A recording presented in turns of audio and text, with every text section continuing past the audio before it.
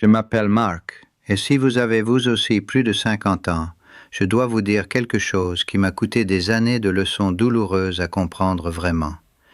Les personnes les plus intelligentes et les plus financièrement solides que je connaisse, celles qui s'épanouissent genuinement après 60 ans, pas celles qui en jouent les apparences, presque aucune d'entre elles n'a de somme significative dormant sur un compte épargne traditionnel. Non pas parce qu'elles sont imprudentes, non pas parce qu'elles ont trop dépensé à la retraite, mais parce qu'elles ont compris quelque chose que la plupart d'entre nous n'a jamais appris honnêtement. Conserver de grosses sommes sur un compte épargne après 60 ans n'est pas une stratégie conservatrice. C'est une forme lente et silencieuse d'autodestruction financière, habillée dans le langage de la responsabilité. Et le système auquel vous avez fait confiance toute votre vie a été construit exactement ainsi. Je voudrais que vous réfléchissiez à cela un instant, parce que tout ce qu'on vous a appris, vos parents, votre conseiller bancaire, des décennies de presse financière, vous a dit que l'épargne était l'objectif, que le chiffre sur votre livret A ou votre compte épargne était la mesure la plus vraie de votre préparation, que plus ce chiffre progressait, plus votre avenir devenait sécurisé. Pendant des décennies, cette conviction vous a maintenu discipliné. Elle vous a poussé à déposer régulièrement, à travers des augmentations, des primes et des privations constantes. Elle vous a donné un sentiment de progression, une sensation de faire les choses bien. Et je ne suis pas là pour vous dire que l'habitude d'épargner était mauvaise. L'acte de différer une satisfaction immédiate pour une sécurité future est l'une des habitudes financières les plus puissantes qu'un être humain puisse développer. Mais il existe une différence critique et dévastatrice entre construire un patrimoine et le parquer sur un compte conçu pour éroder silencieusement votre pouvoir d'achat, tout en enrichissant l'institution qui le détient. Cette différence est ce que la plupart des gens n'ont jamais pris le temps d'examiner. Et c'est ce que nous allons parcourir ensemble maintenant. Laissez-moi commencer par le chiffre dur, parce que cette conversation mérite l'honnêteté plus que la réassurance. Le livret A verse aujourd'hui 3% brut, un rendement qui, dans le meilleur des cas, suit à peine l'inflation officielle. L'inflation réelle, pas le chiffre politique de l'INSEE, mais l'inflation qui frappe ce que vous consommez vraiment, alimentation, mutuelle senior, électricité, taxes foncières, entretien du logement, dépasse allègrement 5 à 7% pour un foyer de plus de 60 ans. Faites le calcul. 100 000 euros sur un livret A perdent entre 2 000 et 4 000 euros de pouvoir d'achat chaque année. Non pas lors d'un krach boursier, non pas à cause d'une fraude. Juste là, silencieusement, pendant que votre banque utilise votre capital pour générer des rendements 10 à 20 fois supérieurs à ce qu'elle vous verse, et ils appellent ça de la sécurité, de la planification financière prudente. Je comprends parfaitement comment vous êtes arrivé là. J'ai emprunté le même chemin. Pendant la majeure partie de ma vie adulte, j'ai fait exactement ce qu'on attendait de moi. Je me suis présenté, j'ai performé. J'ai mis de côté une part de tout ce que je gagnais et l'ai déposé là où un conseiller m'assurait que c'était approprié pour mon profil. J'ai reporté des voyages, des expériences, la version de moi-même que j'avais toujours eu l'intention de devenir, parce qu'il y avait toujours encore une année de préparation avant que la vraie vie puisse commencer. Encore un an à constituer le pécule suffisant pour se sentir en sécurité. Encore un an à jouer selon les règles d'un système conçu non pour ma liberté financière, mais pour ma participation financière continue. Et quand j'ai finalement regardé en face ce que des décennies d'obéissance avaient réellement produit, la réponse était inconfortable. Le chiffre sur le compte existait, mais la vie que je reportais restait reportée. Avant de continuer, je dois m'arrêter et vous dire quelque chose directement. Au cours des derniers mois, j'ai reçu plus de messages que je ne peux en compter, de personnes à la fin de la cinquantaine, dans la soixantaine, dans la soixante-dizaine, qui posent la même question fondamentale. Pas seulement ce qui est cassé dans le modèle traditionnel de retraite, mais quoi faire à la place? Elles veulent plus que des concepts. Elles veulent une ressource complète et structurée qu'elles peuvent réellement appliquer. Un cadre construit spécifiquement pour quelqu'un à notre stade de vie, avec nos contraintes spécifiques, notre horizon temporel et notre définition de ce qu'une vie sûre et sensée exige vraiment. Pendant longtemps, j'ai été hésitant à constituer quelque chose comme ça, parce que je crois qu'une vraie transformation financière ne peut pas être bâclée ni conditionnée de manière superficielle. Mais après tant de messages, après tant de conversations qui ont clairement montré à quel point les gens en avaient besoin, je l'ai finalement fait. J'ai constitué un manuel complet, tout ce que je sais sur la façon de construire et de préserver un vrai patrimoine après 60 ans, organisé clairement, pratiquement et avec le niveau de détail qu'il mérite. Il couvre les décisions qui comptent le plus, les erreurs structurelles qui détruisent silencieusement le patrimoine à ce stade et les cadres spécifiques qui fonctionnent vraiment pour quelqu'un qui a déjà bâti une base et qui doit maintenant la déployer intelligemment. Si vous prenez au sérieux ce dont nous parlons en ce moment, si ce n'est pas simplement quelque chose d'intéressant à regarder, mais quelque chose que vous avez genuinement l'intention de mettre en pratique, je veux que vous alliez dans la description de cette vidéo maintenant et que vous cliquiez sur le premier lien. C'est là que vous trouverez tout. Ne reportez pas cela. Le manuel est là où commence votre prochain vrai pas. Permettez-moi maintenant d'expliquer ce que les retraités les plus intelligents que je connais ont réellement compris, et pourquoi le piège du compte épargne est plus dangereux que le seul taux de rendement ne le suggère. Le problème profond n'est pas le faible rendement. Vous pouvez voir ce chiffre. Vous pouvez calculer les dégâts. Ce qui est bien plus difficile à voir et donc bien plus destructeur, c'est le rôle psychologique que joue ce compte dans votre esprit. Ce chiffre-là, visible, accessible, progressant marginalement chaque mois, crée un sentiment de contrôle. Et le sentiment de contrôle est l'un des sédatifs les plus puissants disponibles à un être humain face à l'incertitude de la seconde moitié de la vie. Il apaise l'anxiété. Il murmure que vous avez déjà assez fait. Il vous permet d'éviter le travail plus difficile et plus inconfortable de réellement déployer votre capital d'une manière qui génère de vrais rendements. Le compte épargne n'est pas seulement un piège financier, c'est un piège profondément psychologique. Et les institutions qui l'ont créé comprennent parfaitement ce mécanisme.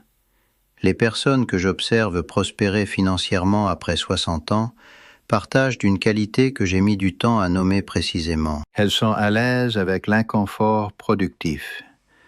Elles comprennent que l'argent immobile n'est pas de l'argent préservé, c'est de l'argent qui abandonne sa valeur à l'inflation au ralenti. Elles ne mesurent pas leur sécurité financière à la taille d'une seule réserve liquide. Elles la mesurent aux revenus que leurs actifs génèrent, à la résilience de leur patrimoine sur plusieurs catégories et à l'indépendance que leur architecture financière leur confère vis-à-vis de toute institution ou événement de marché. Elles pensent en système, pas en solde. Laissez-moi vous expliquer le risque spécifique qui rend tout cela si urgent. Il a un nom que presque personne en dehors de la finance professionnelle ne mentionne ouvertement. Le risque de séquence des rendements. 2 personnes peuvent prendre leur retraite avec des patrimoines identiques, obtenir des rendements annuels moyens identiques sur 20 ans et se retrouver avec des résultats radicalement différents. L'une préservant son patrimoine, l'autre à court d'argent, uniquement en fonction de l'ordre dans lequel ces rendements surviennent.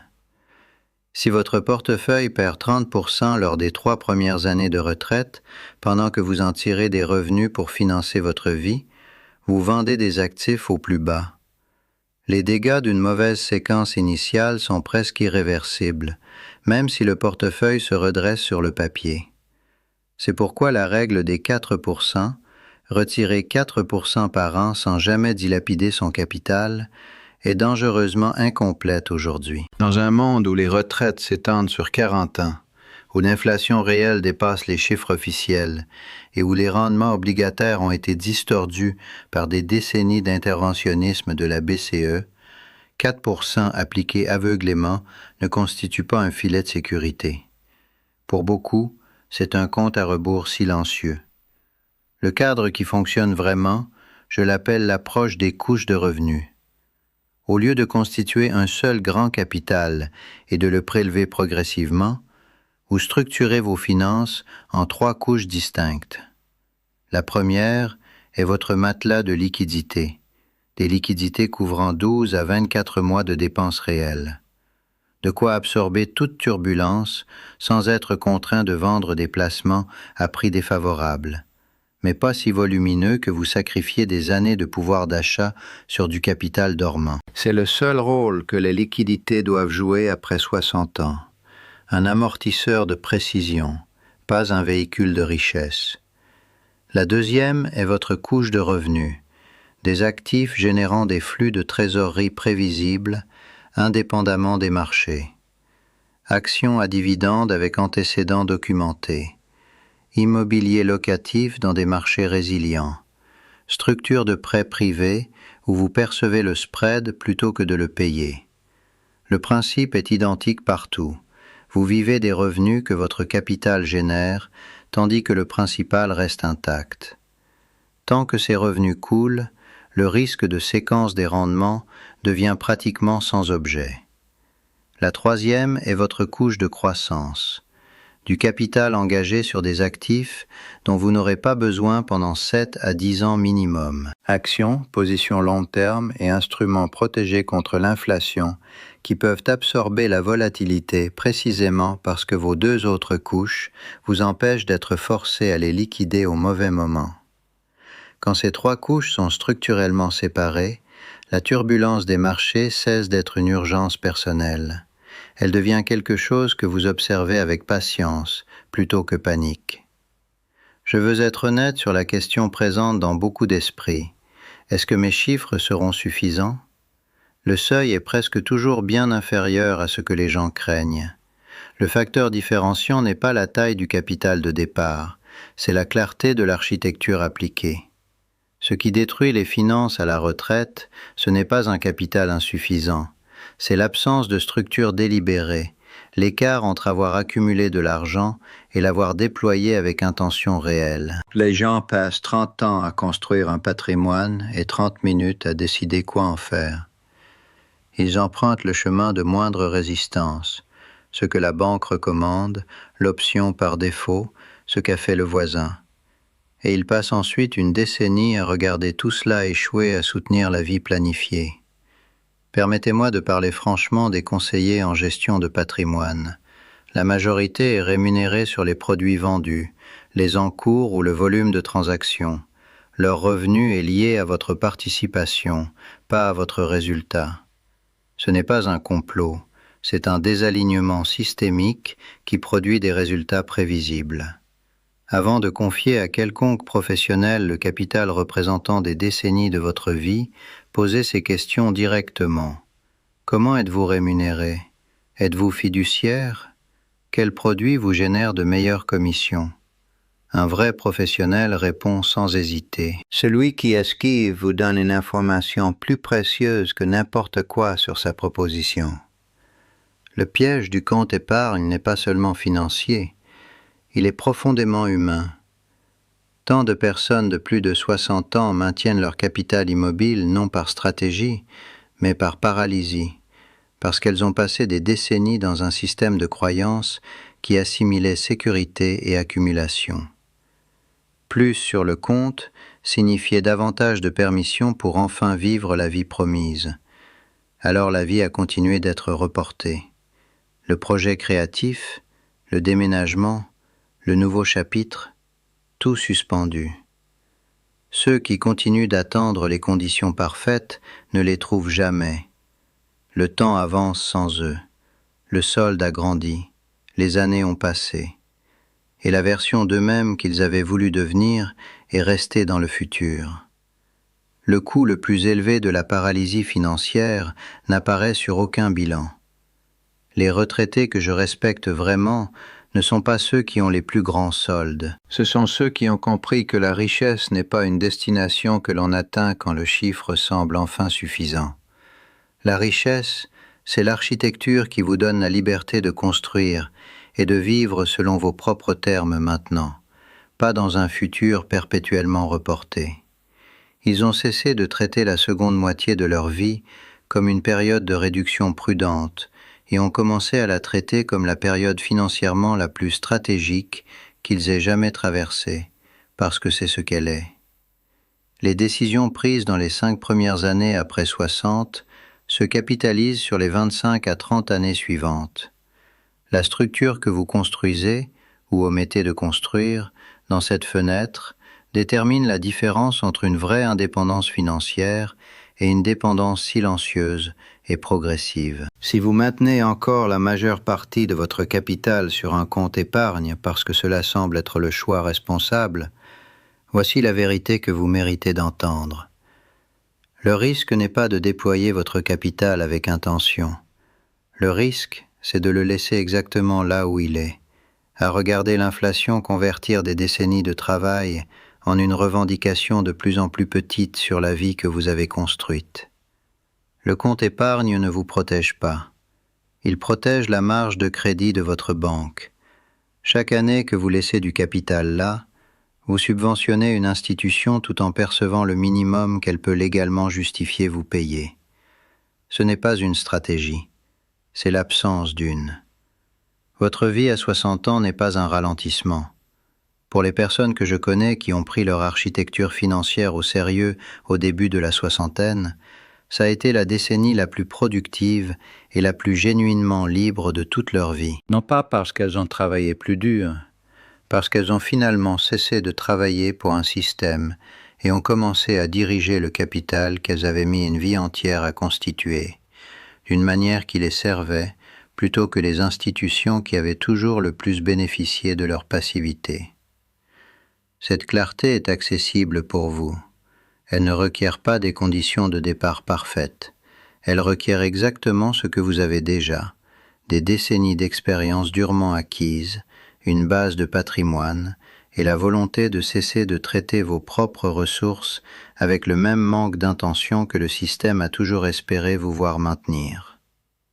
Le manuel que j'ai mentionné, celui qui vous attend au premier lien de la description, est là où tout ce que nous avons couvert aujourd'hui vit dans le détail complet et prêt à être appliqué.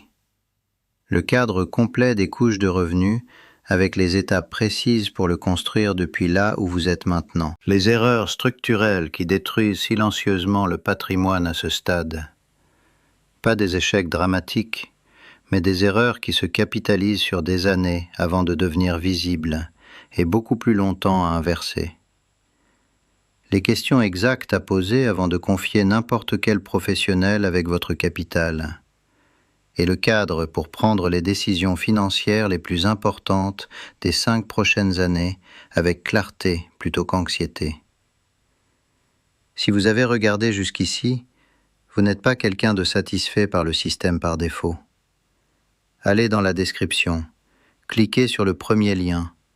Cessez de traiter votre propre avenir comme le système vous a appris à traiter tout ce qui compte vraiment, avec une patience qui devient lentement de la procrastination. Le capital que vous avez maintenant, déployé avec une intention réelle et la bonne architecture, est suffisant pour construire quelque chose de genuinement différent. Mais seulement si vous cessez d'attendre et commencez à construire.